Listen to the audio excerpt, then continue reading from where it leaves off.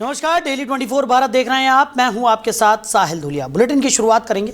कर्नाटक के मंड्या में प्रधानमंत्री नरेंद्र मोदी को श्री क्षेत्र आदि चुनचनगिरी पहुंचने पर सम्मानित किया गया, जहां उन्होंने श्री गुरु भैरवैक्य मंदिर का भव्य उद्घाटन भी किया और आध्यात्मिक कार्यक्रमों में भाग लिया। इस अवसर पर प्रधानमंत्री नरेंद्र मोदी ने श्री काल भैरव मंदिर में दर्शन पूजन कर संत परंपरा और आध्यात्मिक विरासत के प्रति अपनी श्रद्धा व्यक्त की। उन्होंने कहा कि श्री गुरु भैरवैक्य मंदिर के उद्घाटन का साक्षी बनना, ऐतिहासिक ज्वालापीठ में समय बिताना और संतों का सानिध्य प्राप्त करना उनके लिए अत्यंत भावनात्मक और सौभाग्यपूर्ण अनुभव है। प्रधानमंत्री ने उपस्थित जनसमूह को संबोधित करते हुए कहा कि ये आध्यात्मिक वातावरण और लोगों का स्नेह उनके जीवन की अमूल्य स्मृतियों में शामिल रहेगा और उन्होंने इस पावन अवसर पर सभी श्रद्धालुओं को शुभकामनाएं भी दी।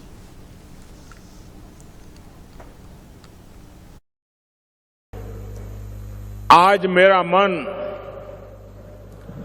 कुछ ऐसे भावों से भरा है जिसे शब्दों में प्रकट करना मुश्किल है। श्री काल भैरव मंदिर में दर्शन और पूजन,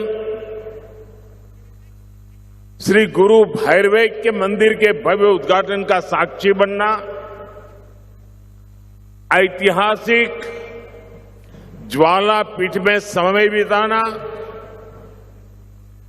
आध्यात्मिक ऊंचाई पर पहुंचे संतों का सानिध्य प्राप्त करना और अब यहां उपस्थित जन समूह के दर्शन करना, ये अनुभव हमेशा हमेशा मेरे साथ रहेगा।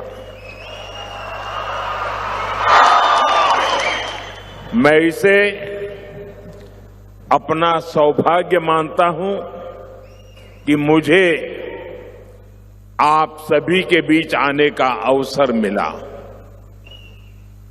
मैं आप सभी को इस अवसर की अनेक अनेक शुभकामनाएं देता हूं। वहीं बिहार में राजनीतिक घटनाक्रम के बीच सम्राट चौधरी ने मुख्यमंत्री पद की शपथ लेकर नया इतिहास रच दिया है। नीतीश कुमार के इस्तीफे के बाद सम्राट चौधरी भारतीय जनता पार्टी के पहले मुख्यमंत्री बने हैं। इसी शपथ ग्रहण समारोह में जनता दल यूनाइटेड के वरिष्ठ नेता विजय कुमार चौधरी और विजेंद्र यादव ने उप मुख्यमंत्री पद की शपथ भी ग्रहण की। इस अवसर पर विजय कुमार चौधरी ने कहा कि उन्हें मिली ये जिम्मेदारी नीतीश कुमार के विश्वास का परिणाम है और वो आगे भी उनके विकास मॉडल, नीतियों और कार्यशैली को आगे बढ़ाने का कार्य करेंगे। उन्होंने स्पष्ट किया है कि बिहार के विकास मॉडल में नीतीश कुमार की सोच और भारतीय जनता पार्टी की भूमिका दोनों महत्वपूर्ण रही है और नई सरकार उसी दिशा में कार्य जारी रखेगी। वहीं विजेंद्र यादव ने समारोह में जनता दल यूनाइटेड नेता निशांत कुमार की अनुपस्थिति पर कहा कि राजनीति में आने का निर्णय उनका व्यक्तिगत विषय है। साथ ही राष्ट्रीय जनता दल नेता तेजस्वी यादव के बयान पर प्रतिक्रिया देते हुए उन्होंने कहा कि बिहार की राजनीति का इतिहास सभी के सामने है और विकास के मुद्दों पर आगे बढ़ना ही प्राथमिकता है। नई सरकार के गठन के साथ ही प्रदेश की राजनीति में नई दिशा और नए समीकरणों को लेकर चर्चाएं तेज हो गई हैं। तो इसी खबर पर ज्यादा चर्चा के लिए गोपाल जी ठाकुर दरभंगा से सांसद हैं, वो हमारे साथ जुड़ गए हैं। गोपाल जी, बहुत स्वागत है आपका। बहुत बहुत धन्यवाद। गोपाल जी, एक नए अध्याय की शुरुआत हो गई है। सम्राट चौधरी ने मुख्यमंत्री पद की शपथ यहां पर ग्रहण कर ली है। अब बिहार की राजनीति को आगे ले जाने की बात करते हुए भी वो नजर आए, कैसे देख रहे हैं सर? निश्चित रूप से बिहार में मुख्यमंत्री के रूप में आदरणीय श्री सम्राट चौधरी जी का शपथ ग्रहण जी किया जाना हम लोगों के लिए सौभाग्य की बात है। भारतीय जनता पार्टी के लिए सौभाग्य है और एनडीए गठबंधन के लिए बहुत ही बड़ी उपलब्धि है। हम बिहार के मुख्यमंत्री के रूप में माननीय सम्राट चौधरी को बधाई देना चाहेंगे और दोनों उप मुख्यमंत्री आदरणीय विजेंद्र यादव जी, आदरणीय विजय कुमार चौधरी जी को भी बधाई देंगे आपके चैनल के माध्यम से। और माननीय मुख्यमंत्री श्री नीतीश कुमार जी, तत्कालीन मुख्यमंत्री के द्वारा जो बिहार में विकास का काम हुआ है, वह विकास निश्चित रूप से आदरणीय सम्राट चौधरी जी के नेतृत्व में और आगे बढ़ेगा और देश के यशस्वी प्रधानमंत्री नरेंद्र भाई मोदी जी का जो विकसित भारत का सपना है, उसको बिहार में भी हमारे सम्राट जी विकसित बिहार बनाएंगे, इसमें कहीं कोई दुराई नहीं है। लोगों में काफी उत्साह और खुशी का माहौल है। और जिस तरीके से, क्योंकि 75 साल के बाद भारतीय जनता पार्टी के मुख्यमंत्री के रूप में सम्राट चौधरी को अब देखा जा रहा है, और जिस तरीके का पूरा घटनाक्रम रहा, क्योंकि काफ़ी दिनों से अटकलों का बाजार गर्म था, अलग अलग तरीके की अटकलें यहाँ पर लगाई जा रही थी, लेकिन उन अटकलों को विराम लगाते हुए सम्राट चौधरी को यहाँ पर मुख्यमंत्री बना दिया गया है। और साथ ही साथ अब कैबिनेट विस्तार को लेकर भी चर्चाओं का बाजार गर्म है, उसको लेकर क्या कहेंगे सर? मैं निश्चित रूप से माननीय सम्राट चौधरी जी बिहार सरकार में पूर्व में कृषि मंत्री भी रहे, नगर विकास मंत्री भी रहे, वाणिज्य मंत्री रहे, गृह मंत्री रहे, उप मुख्यमंत्री रहे। तो इनका अनुभव जो है, उस अनुभव का लाभ बिहार वासियों को, 14 करोड़ जनता को मिलने वाला है। और भारतीय जनता पार्टी का पहली दफे जो माननीय मुख्यमंत्री के तौर पर माननीय सम्राट चौधरी जी आए हैं, तो सम्राट जी बिहार भाजपा में उपाध्यक्ष रहे, पार्टी के अध्यक्ष के दायित्व पर भी रहे। तो संगठन और सरकार दोनों का अनुभव माननीय सम्राट जी को है, और आगे बिहार बढ़ेगा इनके नेतृत्व में। चलिए सर, हमारे साथ जुड़ने के लिए, इस तमाम चर्चा के लिए आपका बहुत शुक्रिया। धन्यवाद। तो नई सरकार के गठन के साथ सियासी हलचल भी तेज होती हुई नजर आ रही है। आपको बता दें, सम्राट चौधरी ने बिहार के मुख्यमंत्री पद की शपथ ग्रहण कर ली है। करना चाहिए, आना चाहिए, स्वागत करेंगे। सर, आपको भी बड़ी जिम्मेवारी मिली है सर, सम्राट जी के साथ आप भी काम करेंगे सर? काम करेंगे ना, आगे बात कीजिएगा। चलिए देखिए तेजस्वी प्रसाद यादव ये कह रहे हैं कि सम्राट चौधरी जो मुख्यमंत्री हैं लालू के पाठशाला से निकले हैं, उनके लोग हैं। वो किसके पाठशाला से निकला है? वो किसके पाठशाला से निकला है? उनको पूछिए वो किस पाठशाला से निकला। पहले तो जनता दल था। मैंने जो आज शपथ ली है, इसके लिए मैं श्री नीतीश कुमार जी के प्रति आभार प्रकट करता हूं। यह उन्हीं के विश्वास का नतीजा है जो ये जिम्मेदारी आज मिली है, और आने वाले समय में सरकार के सामने लक्ष्य भी नीतीश जी ने बिहार को जिस रास्ते चला के आज पूरे देश में इसको एक मॉडल के रूप में बढ़ाया है, उन्हीं रास्तों पर चलने का काम हम लोग की नई सरकार भी करेगी। जो उनके रास्ते हैं, उनकी नीतियां हैं, उनके कार्यक्रम हैं, उनके तरीके हैं, उनकी कार्यशैली है, उसी पर चलना हम लोगों का काम है। दूसरा मॉडल चलेगा या भाजपा का मॉडल चलेगा? देखिए, इसमें आपको फर्क मत करिए। अभी तक नीतीश मॉडल जो था उसमें भाजपा भी थी, इसलिए आप फर्क। सीधी बात है कि बिहार का मॉडल है जिसमें भाजपा भी है, नीतीश कुमार भी है, तीनों अन्य दल है, वही मॉडल चलेगा। तो बिहार की राजनीति में नए मुख्यमंत्री सम्राट चौधरी को लेकर भारतीय जनता पार्टी के विधायक नीरज बबलू ने बड़ा दावा किया है। नीरज बबलू ने कहा कि सम्राट चौधरी के नेतृत्व में बिहार में विकास की नई गति देखने को मिलेगी, और उनका नेतृत्व प्रदेश की राजनीति को लंबे समय तक स्थिर दिशा देगा। उन्होंने विश्वास जताया कि सम्राट चौधरी आने वाले 20 वर्षों तक बिहार की सत्ता में बने रह सकते हैं। भाजपा विधायक ने यह भी कहा कि सम्राट चौधरी के पास संगठनात्मक अनुभव, मजबूत राजनीतिक इच्छा शक्ति और विकास की स्पष्ट सोच है, जिसके आधार पर वो प्रदेश को नई ऊंचाइयों तक ले जाने का कार्य करेंगे।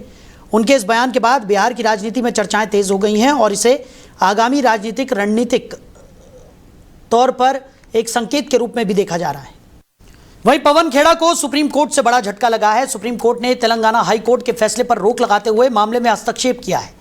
इस निर्णय के बाद पवन खेड़ा को कानूनी स्तर पर राहत मिलने की उम्मीदों को झटका लगा है, और अब मामले की सुनवाई उच्चतम न्यायालय में आगे बढ़ेगी। ये मामला पिछले कुछ समय से राजनीतिक और कानूनी दोनों स्तरों पर चर्चा का विषय बना हुआ था। तो आपको बता दें कि सुप्रीम कोर्ट के इस आदेश के बाद संबंधित पक्षों को आगे की प्रक्रिया के लिए नए निर्देशों का इंतजार है, और अब पूरे मामले पर सभी की नजरें आगामी सुनवाई पर टिकी हुई है। पवन खेड़ा को यह बड़ा झटका सुप्रीम कोर्ट से लगा है। मामले में सुप्रीम कोर्ट ने हस्तक्षेप किया है। अगली सुनवाई पर सभी की निगाहें टिकी हुई हैं। तो पवन खेड़ा को सुप्रीम कोर्ट ने यह बड़ा झटका दे दिया है। तेलंगाना हाई कोर्ट के फैसले पर रोक सुप्रीम कोर्ट ने लगा दी है, और अब इस पूरे मामले की सुनवाई सुप्रीम कोर्ट में होगी, जिसके ऊपर सभी की निगाहें टिकी हुई हैं। तो माना जा सकता है कि सुप्रीम कोर्ट ने पवन खेड़ा को यह बड़ा झटका दे दिया है। तो इसी खबर पर ज़्यादा चर्चा के लिए हमारे मैनेजिंग एडिटर रमेश ठाकुर जी हमारे साथ जुड़ गए। रमेश जी, पवन खेड़ा को सुप्रीम कोर्ट ने ये बड़ा झटका यहाँ पर दे दिया है। तेलंगाना हाई कोर्ट के फैसले पर रोक लगा दी गई है और सुप्रीम कोर्ट ने इस पूरे मामले में अब हस्तक्षेप कर दिया है। कैसे देख रहे हैं? देखिए, मुझे लगता है उनके हाथ में कोई लीगल रेमेडीज तो बची नहीं है, क्योंकि सबसे सुप्रीम अदालत में भी अगर उनकी गिरफ्तारी को या फिर उनकी याचिका को अगर खारिज कर दिया तो जाहिर सी बात है इसके बाद में तो बड़ी मुश्किलें उनके लिए खड़ी हो जाएगी। लेकिन उनकी भी टीम है, फौज है। जब इससे ये फैसला आया उसके बाद वो अपनी टीम के साथ में डिस्कशन कर रहे हैं, जो मेरे सूत्र बता रहे हैं। तो अब हो सकता है प्री कोई एप्लीकेशन इनकी जाए जो उनको रिव्यू करवाने की कोशिश करे कि जो ये फैसला हुआ है और तेलंगाना हाई कोर्ट का है उसमें जो चीजें कही गई थी तो इन चीजों से मैच करते हुए शायद उनके वकील अपनी नई कोई दलील रखें और कोई डेट वेट मिले। हो सकता है कि ऐसा हो जाए, लेकिन मुझे लगता नहीं है कि जब सुप्रीम कोर्ट ने इस पे एक बार कह दिया है तो सुप्रीम कोर्ट के पास और भी बहुत सारे मुकदमे वगैरह होते हैं, उनमें टाइम देते हैं। तो एक मुकदमे डबल सुनना, दो बार सुनना, मुझे लगता नहीं इसके ऊपर कोई फैसला होगा। गिरफ्तारी की तलवार अच्छी तरीके से टंग गई है। अब इसमें किस तरीके से कांग्रेस पार्टी इनको बचाती है वो देखने वाली बात होगी। लेकिन जिस तरीके का ये पूरा मामला है उसको लेकर तेलंगाना हाई कोर्ट ने एक फैसला दिया, अब सुप्रीम कोर्ट का इसमें हस्तक्षेप हो गया है। आने वाले समय में जो सुनवाई होगी उस पर भी सबकी निगाहें टिकी हुई हैं। तो क्या अब ये माना जा सकता है, या साफ शब्दों में अगर मैं पूछूं आपसे कि क्या आपको भी लगता है कि पवन खेड़ा की जो मुश्किलें हैं वो तेजी के साथ बढ़ती हुई नजर आ रही हैं? नहीं, इसमें दो तीन चीजें निकल के आ जाएंगी। पहली तो ये जो एंटीसेप्टिक वेल पवन खेड़ा अपनी तरफ से लगाएंगे और उसमें वो दलीलें दी जाएंगी कि जो इन्होंने वर्बली इम्ता शर्मा के ऊपर आरोप लगाए हैं, और सुनने में आ रहा है कि सारे एविडेंस उनके पास हैं और तीनों देशों के जहां से इन्होंने पासपोर्ट होने की बात कही है, नागरिकता होने की बात कही है, क्योंकि वहां के दूतावास की तरफ से भी ये खंडन हो चुका है कि इजिप्ट और मिस्र की तरफ से ये कह दिया गया कि इम्ता शर्मा की जो वाइफ है वहां की नागरिक है। अगर वो ये सामने अगर प्रस्तुत कर देते हैं तो एंटीसेप्टिक बेल भी इनको मिल सकती है, क्योंकि मामला अल्टीमेटली उसी पे आ जाता है कि जो आपने आरोप लगाए हैं क्या आरोप वो सही है। अगर सही है तो उसके जिंदा दस्तावेजों को आपको कोर्ट के सामने प्रस्तुत करना पड़ेगा। अगर इसमें कामयाब हो जाते हैं पवन खेड़ा तो इनको एंटीसेप्टिक बेल मिल सकती है। जब बेल मिल जाएगी उसके बाद में केस ट्रायल पे जाता है, उसके बाद में हेयरिंग होगी, उसके बाद में तो ये अपना देख ही लेंगे। लेकिन अभी जो है तत्कालिक तौर पे एंटीसेप्टिक बेल मिलना चाहिए और इनकी जमानत जो है वो उससे बचना चाहिए। चलिए रमेश जी, हमारे साथ जुड़ने के लिए, इस तमाम चर्चा के लिए आपका बहुत शुक्रिया। तो मामले में अब अगली सुनवाई होगी और अगली सुनवाई पर सभी की निगाहें टिकी हुई हैं। पवन खेड़ा को सुप्रीम कोर्ट से बड़ा झटका लगा है। तेलंगाना हाई कोर्ट के फैसले पर सुप्रीम कोर्ट ने रोक लगा दी है।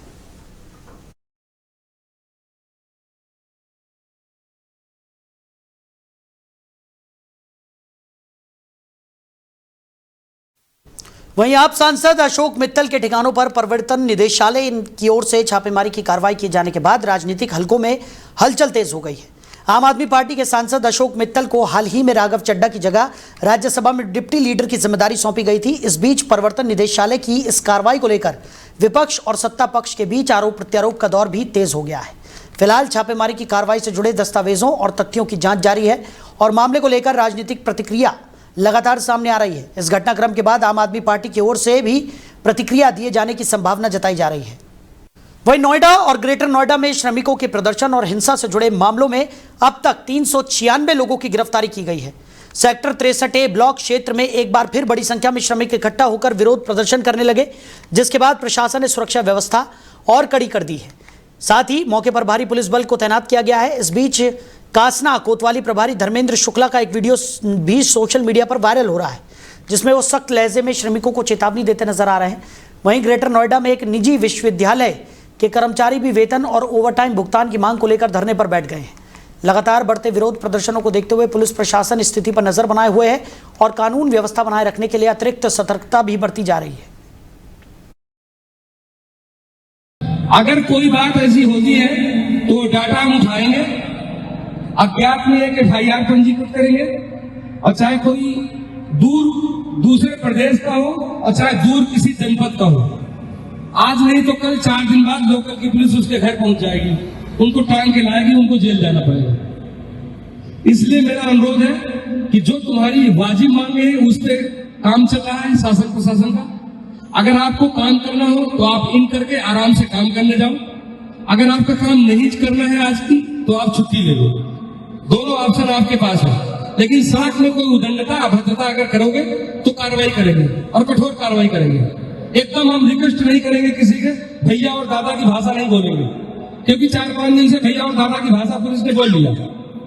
बस लाएंगे, बैठा के ले जाएंगे लुक्सर। आपकी जो भी मांगे 1-2 आदमी मुझसे वार्ता करके, ये आपके कंपनी के HR को बुला लूंगा, वार्ता कर लो, उसके हम निस्तारण की बात कर लेंगे। बस इसके अलावा मैं कुछ नहीं कह सकता हूँ। अभी सभी लोग निवेदन के साथ अंदर जाओ, अपने किसी एक आदमी के माध्यम से HR से बात कर लेना, और आप इस तरह बुला के भड़काइए मत। चलो कोई बात नहीं, कोई बात नहीं। अभी जोश है, सबको एक दूसरे को देख करके आप लोग रंग बदल रहे हो, ये बात ठीक नहीं है। अपनी जुनून समस्या है, सब लोग बच्चे पालने आए हो, परिवार का भरण पोषण करने आए हो, उस नियत पे काम करो। हम भी आपके ही परिवार से हैं, हम लोग कोई बहुत बड़े घर से नहीं है, हम भी किसान मजदूर लेबर वर्ग के ही आते हैं। थोड़ा 4 अक्षर पढ़ लिया तो नौकरी लग गई, तुम्हारे परिवार में भी कोई नौकरी करता हो तो चलिए आप लोग अंदर चलिए। वहीं पंजाब के फतेहगढ़ साहिब में भतेरी गांव के पास एक बड़ा सड़क हादसा हो गया, जहां बैसाखी समारोह से श्री आनंदपुर साहिब से लौट रहे श्रद्धालुओं से भरी बस अचानक पलट गई।